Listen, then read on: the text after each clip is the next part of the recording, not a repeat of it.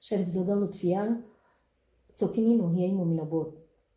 филми мустанади хиёнатро тариқи ҳамаи шабакавии телевизиони Тоҷикистон дар якҷоягӣ бо аҳли оиламон тамошо намудем ва ман боварӣ дорам, ки тамоми мардуми ноҳияи муъминобод ин филмро тамошо намуданд ва мо бори дигар ба чеҳраи манфури Муҳиддин Кабирӣ, хиёнаткори ашадии давлату миллати Тоҷикистони азизи мо ошноӣ пайдо намудем.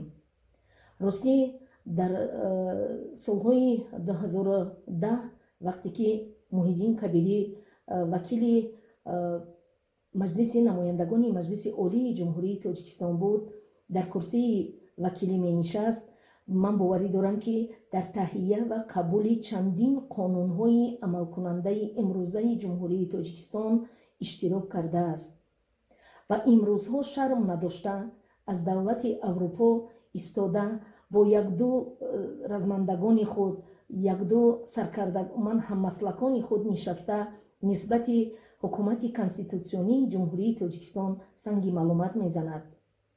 оё боре наандешидааст, ки дар ободии Тоҷикистони имрӯзаи ободу зебои мо ягон арзише, ягон саҳме гузоштааст?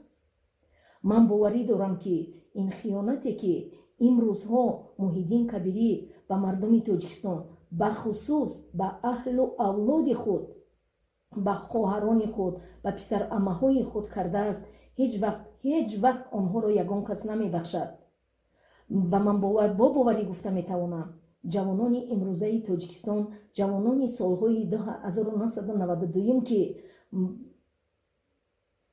размандагони Муҳиддин Кабирӣ бар ин шахсиятҳо онҳоро барои иштирок дар ҷангҳои бемаънии Тоҷикистон пайвастанд, сафарбар намуданд, он ҷавонҳо нестанд.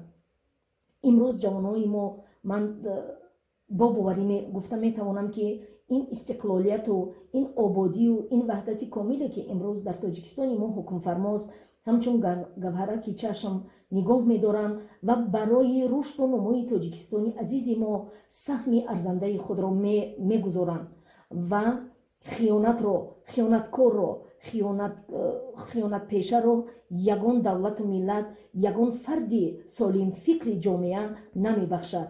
хиёнат бахшиданӣ нест.